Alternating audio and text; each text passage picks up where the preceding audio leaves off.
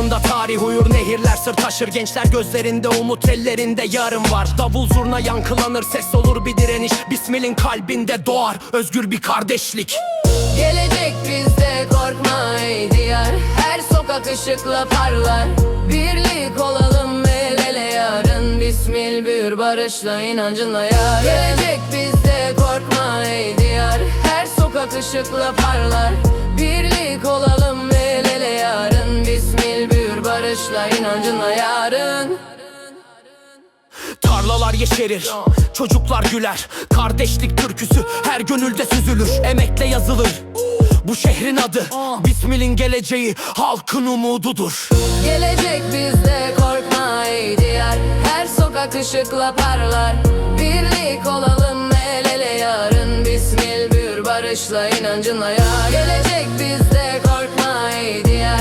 Her sokak ışıkla parlar. Birlik olalım el ele yarın. Bismil büyür barışla, inancınla yarın.